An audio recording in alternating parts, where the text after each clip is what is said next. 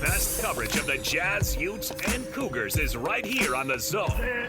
This is JJ and Alex on 97.5, the KSL Sports Zone. Sad times to watch coaches have to walk away. Gosh. What are you in the 5th ward? Could we dance? This got awkward. It's cool. Don't dance too close. What junior high you go to? The reason this music is being played, it's appropriate because both coaches that he was last coached by in his professional and collegiate career have now stepped down from their roles within 2 months of each other. Within a month of each other. Coincidence? I think not. The only thing that really ties them together is Sylvester. What did he do wrong along the way? I don't know, man. I guess what did he do right? Because Sly's been out of the league how many years now, and both his guys were still coaching. Yeah, they were good for a long time. When you consider how many coaches this cycle have lost their jobs. Oh, it's crazy. For Mike Tomlin to survive almost 20 years. Well, and he wasn't fired. He stepped down. This feels just like Kyle Whittingham. I'm going to read you the Art Rooney II, statement in a moment here. First, we're going to kick off the hour here. And we're going to get going with Sly, and we're going to make sure that we get you all dialed in. Because I know we're going to get him on the horn here, but let's kick off the hour with the cut here. Top of the show, top of the program. Let's do it. It's time for the biggest story of the day. This is what made the cut with JJ and Alex on 97.5, the KSL Sports Zone. And, of course, this portion of the program brought to you by Trajan Wealth, TRAJAN Wealth.com. It's Trajan Wealth for all your trusted local needs in retirement, TrajanWealth.com. All right, JJ.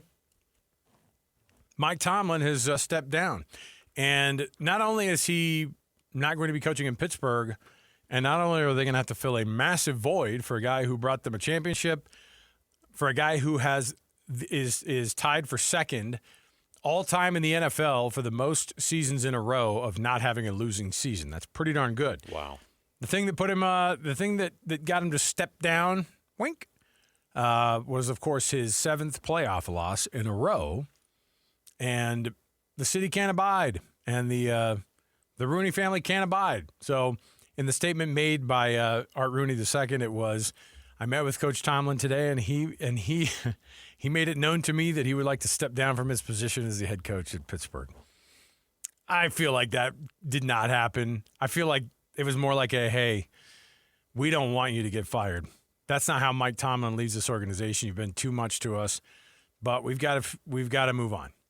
And so, if you announce your resignation that you're stepping down, it's all good. And then he's going to go over and coach the Baltimore Ravens, and John Harbaugh is going to go over and coach the Pittsburgh Steelers. Coach swap sounds like a reality TV show. Hey, that would be fun, actually. Actually, both teams would actually still do very well. Yeah. Steven Sylvester joining us on the program right now. What do you think about those thoughts, JJ, Sly, Mike Tomlin going to coach at the Ravens? Come on now.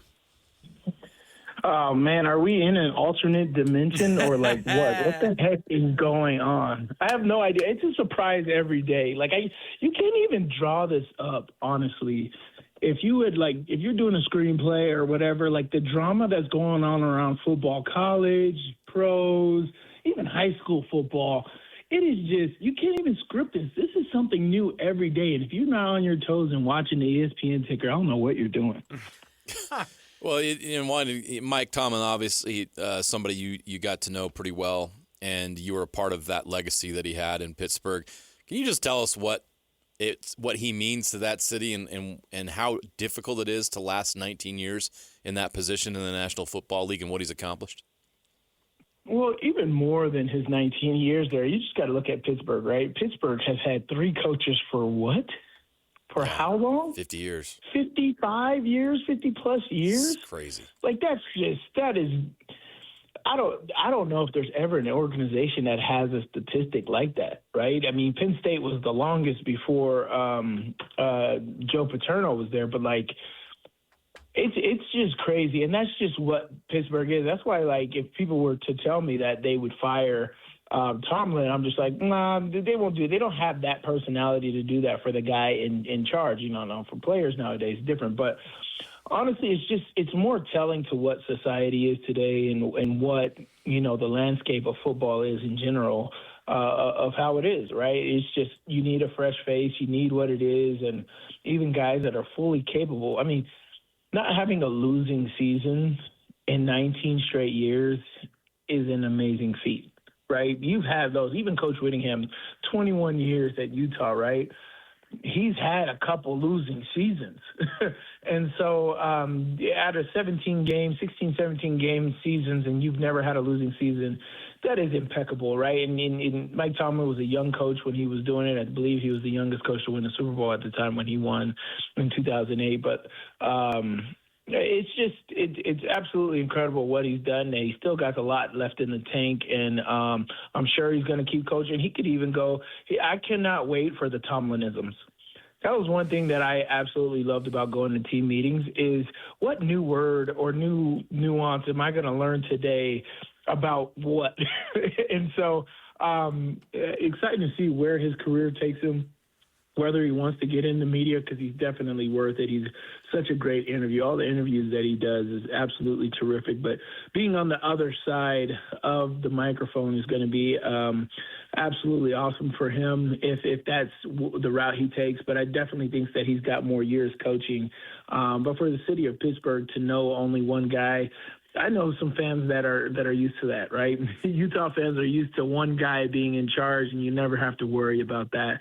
And I've gotten tons of texts here in the last couple of days talking about, like, I just don't know what it's going to be like to not see Tomlin as the head coach, right? That is just what you came to know, love, and as far as the disconnect and how they came to this conclusion, how awkward is the number 19?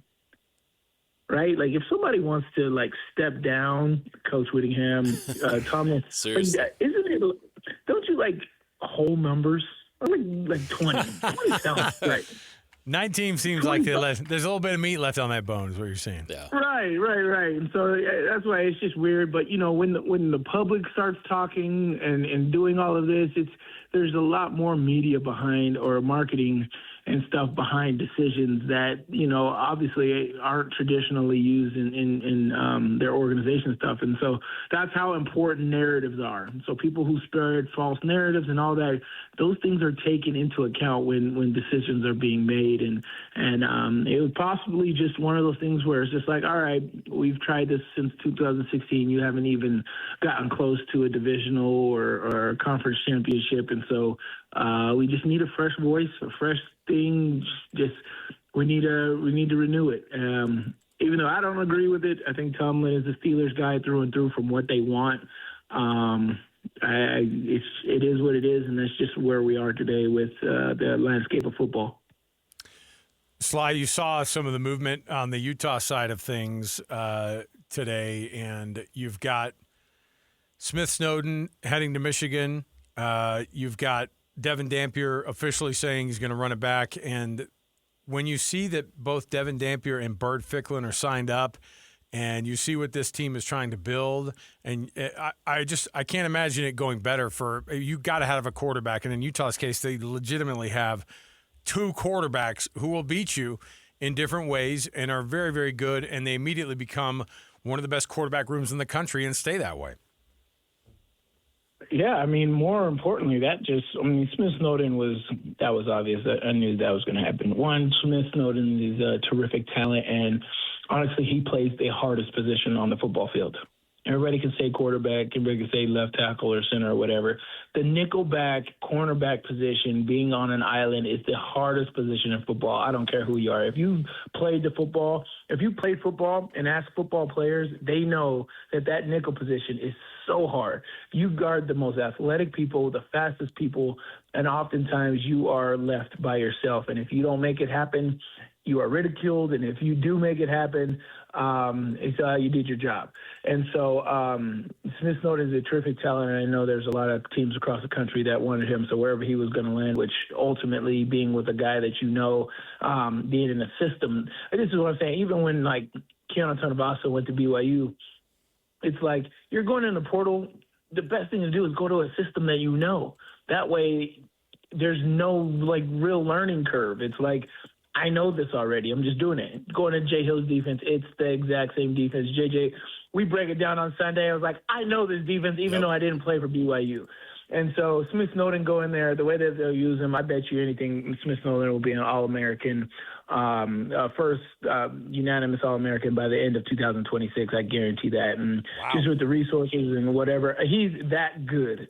And I just think that he's been in really hard positions here at Utah. And so, but outside of that, whatever, he's gone. Now we start worried about him.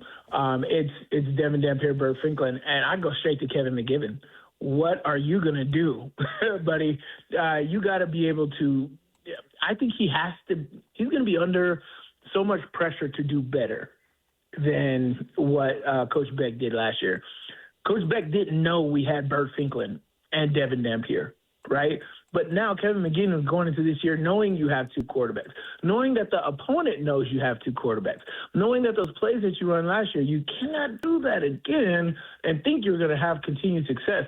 So how do you utilize this? How do you utilize the egos of, two paid quarterbacks, right? Normally you got a quarterback who's paid, he's in there, and he's feeling pressure of being the guy. But now you got a guy who's on the roster who's also paid, but he's the backup. And so he's going to be like, okay, let me show some stuff. And so controlling those egos is what I think is going to be hard for Utah. But, it's something that, is the name of the game, so you got to do it. But I think the quarterback position, we know how important that is from the down years that we had without a quarterback, how important that is. And to know that we have two capable quarterbacks is absolutely terrific, man. So Kevin McGivern's got his work cut out for him and can't wait to see what he does. Celeste Moa was a 4-star recruit in state, a legacy recruit. His dad, Ben Moa, played at Utah. And he had already signed with Utah, registered for classes, and now he's in the transfer portal. He took like 2 quizzes, I heard already, too, in some of those classes. He went to work early. A pop quiz on the first day, isn't there? Usually is. I have no idea if he even looked at his syllabus. I don't know. But I know he's headed to Michigan. So I wanted to get your reaction to that because we've never seen something like that.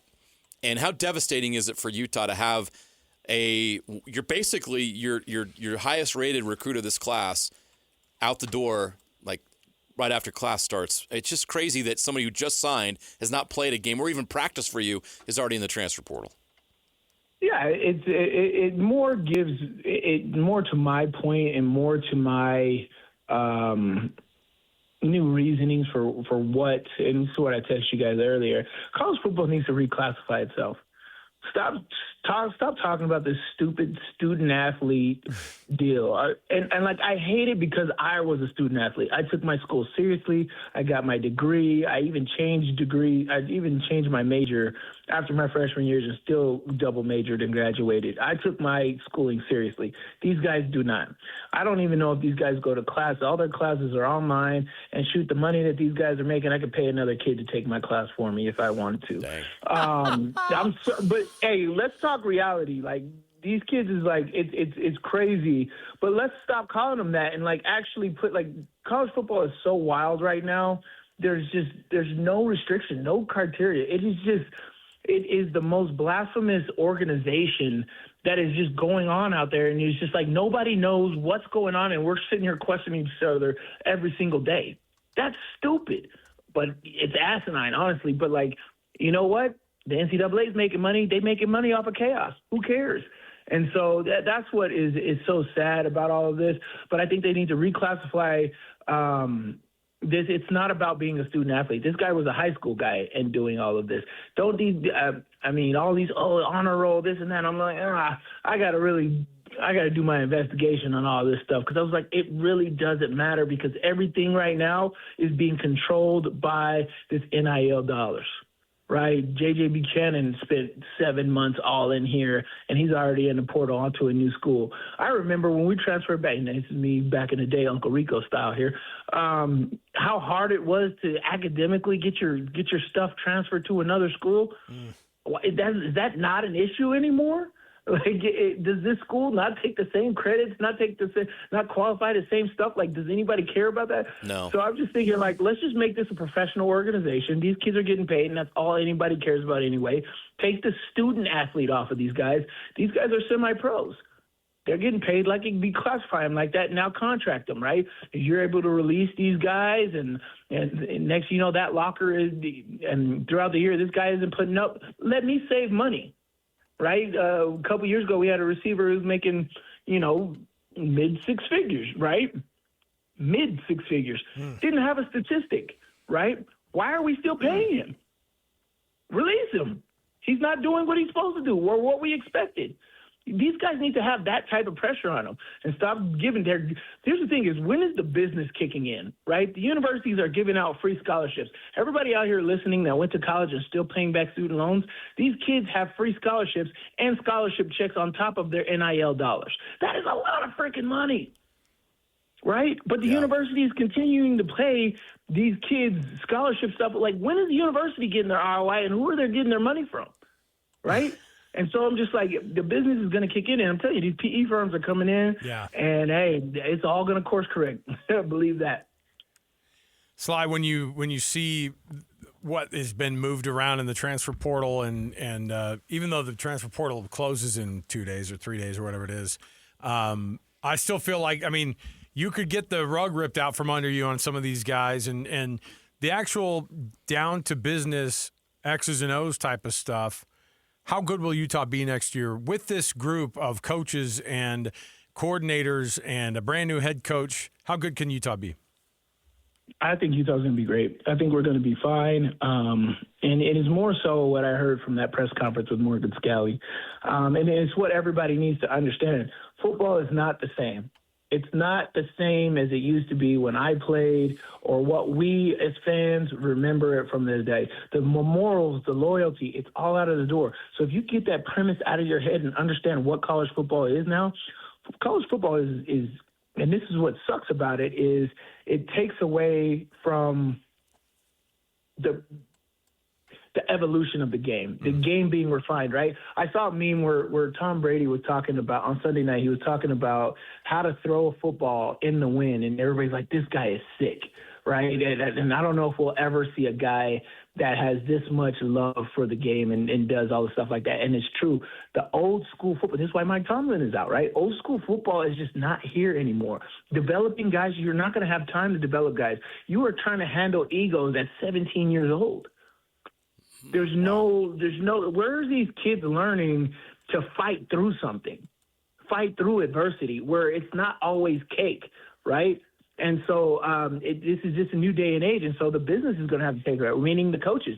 That means that you have to put up every single year. It's not I'll be there in 2 years, I'll be there in 3 years. It's right now, right? And that is the attitude you have to take to these kids when you're recruiting them. It's 6 months. Hey, we're going to do this year, and we'd love to have you aboard. If you're aboard, it's great. And Morgan Scalley's like, look, I'm focusing on guys that want to be here. Celeste Moa didn't want to be here. He didn't want to be here. Don Saunders didn't want to be here. J.J. Buchanan didn't want to be here, right? Money aside or whatever, there's going to be athletes here. There's Appalachian State that beats Michigan. There's Utah's that beat Alabama's. There's all kinds of stuff. It's about the team. And if the team is good enough, the team can put together a great game plan and beat anybody in the country. And that is exactly what's going to happen here. And that's what I think Morgan Scalley is focused on. We have some money that we're putting into it. And if it's not enough for guys, it's not the same guys that you want to go to battle with anyway. And that's what Morgan Scalley is fixated on, is guys that want to go to battle each and every week. And I absolutely love that. And so that's just what the name of this game is, and what everybody needs to understand is it's not the old football we used to know, where we used to devote and develop and think that guys have loyalty and morals anymore. It's not that at all. And sooner as everybody is understanding that, the faster we can press on and have success. You know, you look at Indiana and what they've done, Sly, and it's exactly to your point. Yes, they're in the Big Ten. Yes, they have some resources and money at the P4 level, but they only have 4 and 5-star guys, I believe. And they're absolutely crushing teams with rosters loaded with those, Alabama and Oregon. If you do things the right way and you put things together and you have the right culture, you can win big. And you look at Utah, and you mentioned that with Utah. Is there anything that's happened since the departure of Kyle Whittingham that's just too much to overcome? Because I want you to speak to some Utah fans right now that it's just one hit at a time, right? The Celeste Moa news comes. Now it's Smith Snowden. These top-level guys have left Utah to go to Michigan. They've lost all these coaches. Is there anything that's happened to Utah in the last month that's too much to overcome? No, not at all. I don't think so at all. That's why I'm kind of shrugging, and I'm less like these coaches. These coaches are probably expecting this more than I am. And so, like, when Celeste Moha jumps in, when John Henry Daly jumps in, Smith Snowden jumps in, when these guys jump in, it's kind of like, oh, they jumped in, that sucks. And then I was like, all right, who else we got? What's the new recruit? Who else can we develop? And I think that Utah is more they put more investment into the formula than they are these guys, right? And that's, again, when we're talking about listening to Morgan Scalley's press conference, he's talking about where was Jonah Leia, 2 years ago, right, versus what you saw him this year. It's the development. It's what we're able to put into these guys. We can make outstanding football players if they buy in, right? And hopefully that these guys buy in by the time that they are in this program. And that's why I think the biggest thing that has actually helped the University of Utah and most of these universities is the new transfer portal windows, right? It's right now in January. Get all the scrum out. Everybody get in, right? If we're going on 1-year contracts, cool. Be here for a whole year, right? Just 6-7 months is not good enough. But if I can get you at the end of January all the way to the next January, that's 11 and a half months that I got you. That is way better than 6 months, right? And so I think that's the best thing that could have happened for this transfer portal crap. And so hopefully that there's no more movement, but I doubt that. But I think that's great. So as soon as we know exactly who this roster is, we can move forward, and that's where these conversations go instead of worrying about guys like Teo Johnson signing with UCLA and Smith Snowden and all these other guys who decided to leave this program. And so just looking to push forward. I don't think Utah can't overcome anything. I think that they've invested the right way into recruiting guys that want to be here and even communicating with guys that want to be here. I think Michigan is just a shiny little coin that's out there that everybody's chasing, and after this first year of transition, that won't be a thing anymore. Coach Whittingham's voice won't be on Celeste Moa, won't be on Smith Snowden, won't be on all these other guys. Man, it'll be all Morgan Scalley and Morgan Scalley's plan, and that's what we need to move forward with.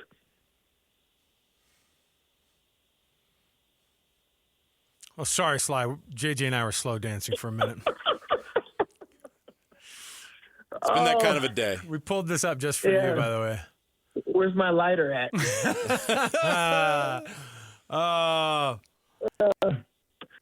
There's some good times. There's some good times that you remember. All right, before I get you out here, though, while we're listening to this sappy music, who's more intimidating, Kyle or Tomlin? Intimidating? Yeah.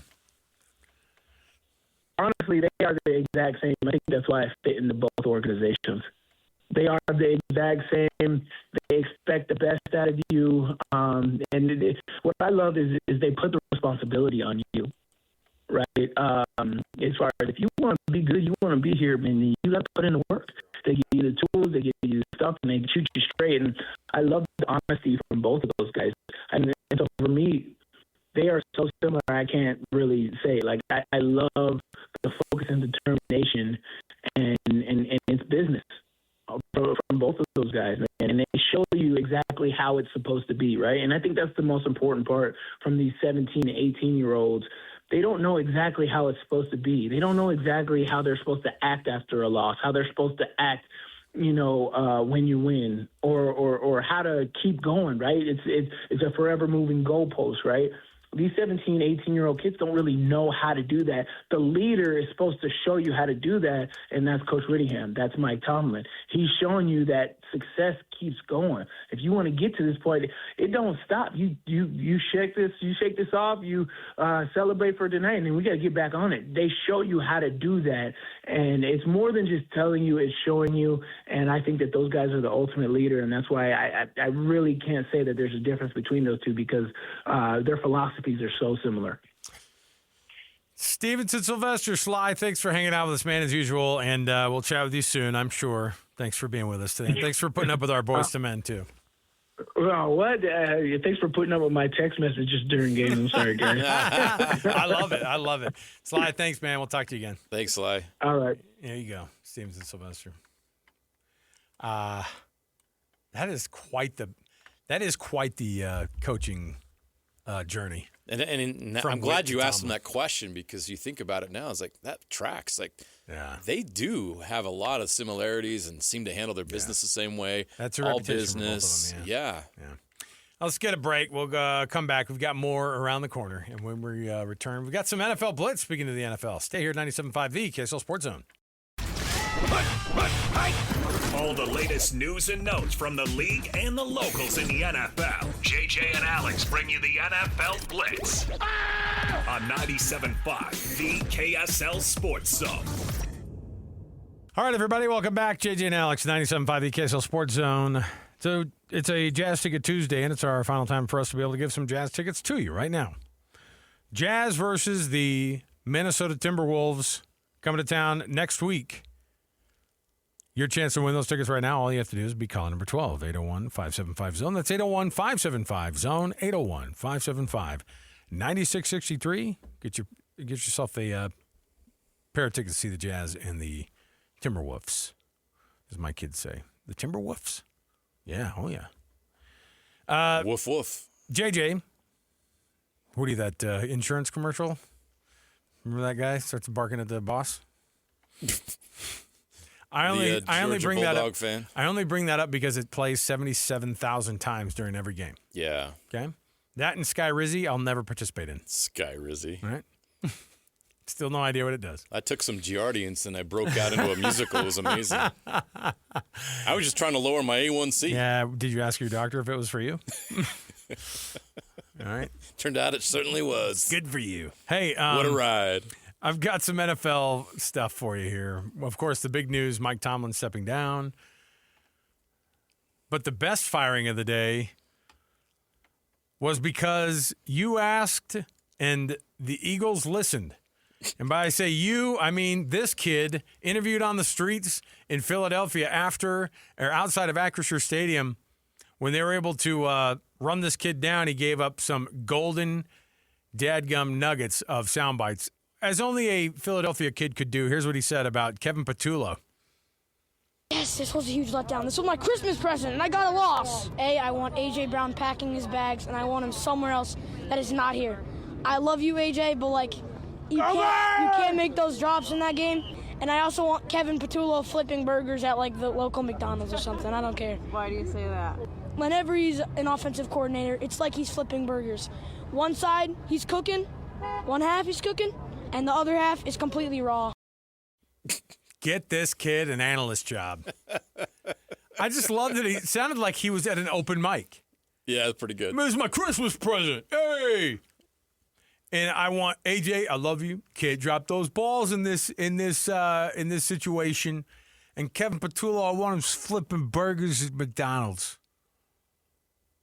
I mean, classic. And the lady's like, well, I need a follow-up. Why do you need to fire Kevin Patullo?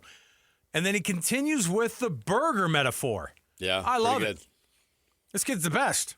All right, that kid's so Jersey. Oh, but by the way, Kevin Patullo fired today. Yeah. I guess Sorry. I guess Howie Roseman listened, or Sirianni listened. They heard the kid. It's like, you're right. This second half was kind of raw. Got to make a change. What was interesting was this Philadelphia fan base is already difficult to please.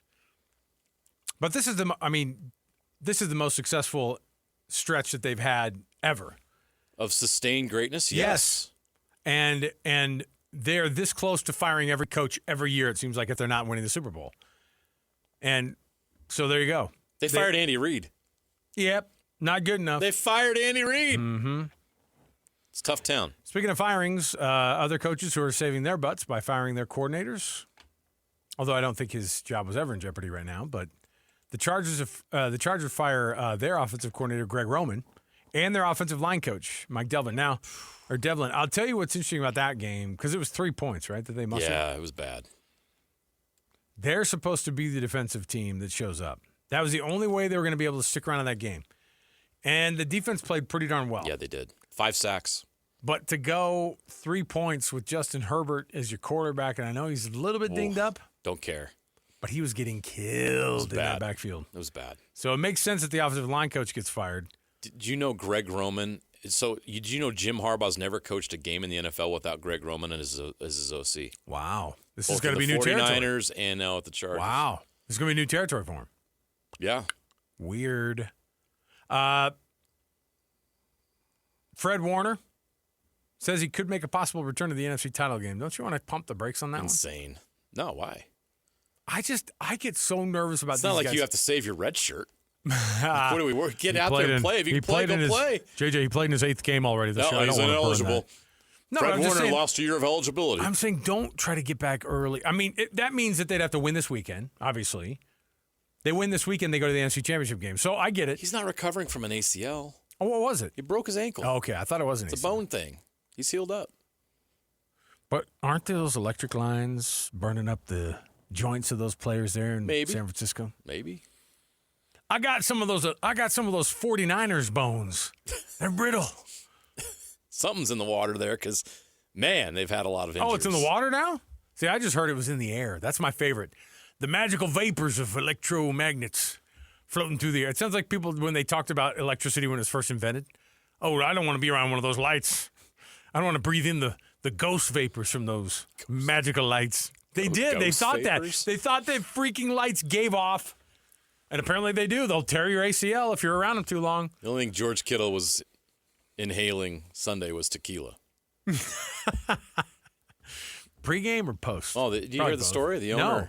Oh, did they do the o- shots before the game? No, the owner was the first to go down and see him, and Offered him some Don Julio? Kittle had a request. He wanted some tequila, Yeah, so some Patron? he brought some of his best. So the bottle was all gone when they left the locker room. Boss, bust out the Silver Reserve. Yeah. I'm ready. By the way, we were talking about this, but the Ravens owner actually brought up the idea because one of the during his press conference when he was addressing kind of what the team was going to do during their search for a and this is one of those kind of face first owners, Steve Bisciotti. He's a guy who likes to get in front of the mic. He likes to get in front and kind of make some comments about his team and blah blah blah. And he gets up there, and during the press conference is when Mike Tomlin stepped down, and a Baltimore reporter said, "Hey, he's stepping down." They're like, "Is that official?" And he goes, "Holy blank!" And he goes, "Would he be a candidate for this?" And he's like, "Pfft." He's like, "Absolutely, only if John goes and coaches the Steelers." And I think that would be an amazing. Let's do it. I know. I love Here's it. the problem, though. What? Tomlin technically did not get fired. Ooh. He stepped down. Therefore, you would have to trade for him. The Steelers still own his rights. That's weird, man. Yep. They did not fire him. Yeah, but you know what? I think they would. I think they'd be willing to negotiate, considering how the. Now I don't Tomlin's think going to be on CBS. I don't think next they. year. Yeah, I don't think they would negotiate with somebody in their division. But like if he's picked up and he starts coaching like who's going to lose their job? The Cardinals guy? Did he lose his gig? Oh yeah.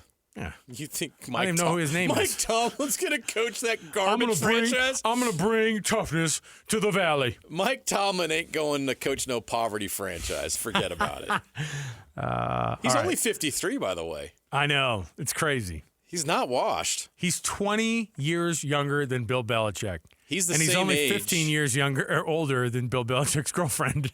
Wow. He's coached almost 20 years as a head coach. He's the same age as Andy Reid when he got fired in Philly. It all comes full circle. Wow. All right. We'll take a break. We'll come back. Want to remind you, though. Oh, no, we don't have anything to remind you of. That's next. We'll come back. We'll do some best and worst, and we'll lock up the hour there. 97.5 the KSL Sports Zone. Wrapping up the hour with our picks for the best and worst moments on today's show. As JJ and Alex want to hear your best and worst of the day.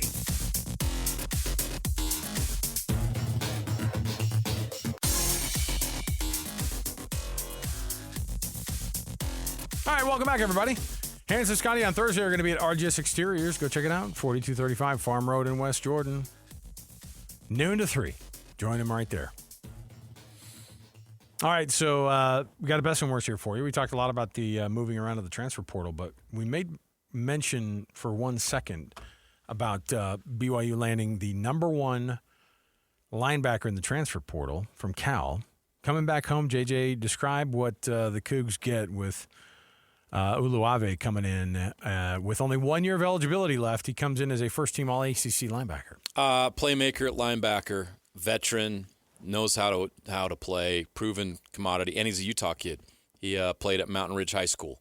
And so this is a kid that wants to be at BYU, has probably dreamed of that opportunity. It didn't work out right out of high school, but now has the opportunity to come back here, and I think he's a great replacement for Jack Kelly. I think he can have a similar impact. Is his skill set that direction too? Like they're about the same size, by the way. Yeah, special teams. He makes special tems plays. Very similar. Flies around. Sneaky he's going to speed, fly around, kind of make stuff. plays. Mm-hmm. Yes, he's going to bring that kind of energy at the linebacker position. Isaiah Glasgow needs that yin to his yang. Oh, man. that's exactly what it's going to be. This is a great pickup for BYU. Probably the most important they've had in the portal so far. You know, it's a great pickup for you. If you want to go catch the Miami and Indiana game, average ticket prices are now at $5,800. They've gone up $300 since we started the show. I'm not kidding. Who do I write the check out to? Just don't misspell it. It's Fernando Mendoza. So Notre Dame and Ohio State last year, average ticket prices got to $2,700. Michigan, Washington, just shy of $2,000. That's insane. TCU, Georgia, $1,292, just short of $1,300. Georgia and Alabama. You see where I'm going? This is going a different direction. Not even $1,100. But this is college sports, folks. This is amateur It's athletics. not just yeah. But I will say too, like it's not just like this is an insane price, and unfortunately, you're getting insane prices in the NBA, insane prices in the NHL, insane prices with all of the things you want to attend. You want to go an F1 race? You're going to get you're going to get the FU instead of the F1. World Cup out. See what I'm saying? This is all the new version of all the sports. And the NFL even at the stadium built on the grave. Oh boy. Yeah, that's not a good story. Oof. No time for that. I don't want to make time for it ever, to be honest, but there we are. Yeah, so $5,800, but the biggest deal is $800 for you to park. $800 for you to park. $800 for parking at Hard Rock Stadium. I would just drive my car straight into the beach and just go, you can have it. I'm walking. You're better off renting a plane to like drop you off with a parachute and try to land in the parking lot on your feet. That's exactly right. You should just go in and dive bomb the place with your parachute and go, I couldn't afford the freaking parking, man. How are you? $800? Give me a break. All right. Can't even pay your mortgage just so you can park at the game. Well, imagine if you got tickets to the Peach Bowl and then you went to this game. Oh, sorry. Kids aren't going to college. I'm sorry, Indiana fans. Yeah. All right. We'll take the break here and we'll come back around the corner, getting you ready for the Utah Mammoth coming up at the 7 o'clock hour. So stay here, 97.5, the KSL Sports Zone.